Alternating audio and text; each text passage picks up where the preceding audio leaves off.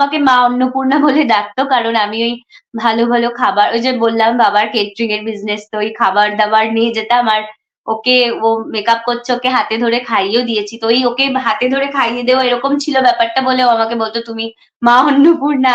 তো এরকম আমি আমার শুটের ডেট থাকলেও খুশি হতো। এরকমই সম্পর্কটা ছিল। এখনো ডেফিনিটলি দেখা হলে সেটাই আছে।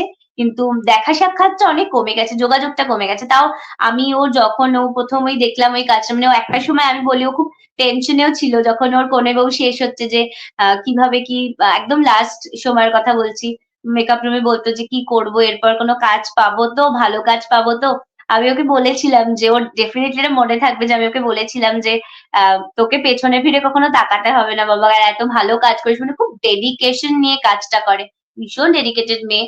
আর এতটা মন দিয়ে কাজ করা, মানে সিনের জন্য কেটে যাচ্ছে সেটা ওর কোনো ব্যাপার না। সিনটা ভালো করতে হবে।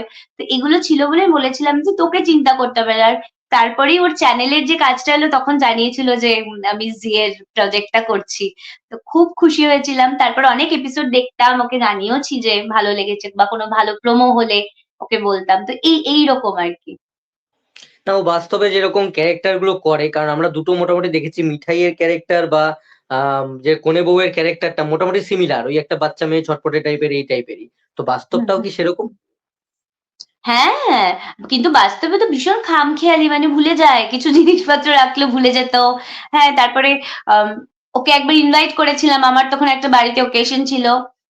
মা-বাবার অ্যানিভার্সারি ছিল 25th, তো ওকে সবাইকেই ইনভাইট করেছিলাম যাদের আরকি। তো ওকেও বলেছিলাম। ও তো খুব ব্যস্ত ছিল ডেফিনিটলি, কিন্তু যেটা হলো ওকে আমি ফোন করে বললাম যে, "তুই কোথায়, কোথায়? কখন আসবি?"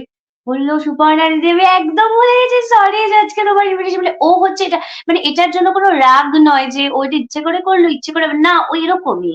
ও ভুলে যায়, ও ব্যস্ত হয়ে যায় অন্য কিছুতে। তো সবাই তো আলাদা রকমের, তো ও এরকম মানে ও ভালো, কিন্তু ও খুব মিষ্টি মানে মিষ্টি মেয়ে। আমি তো তাই বলব।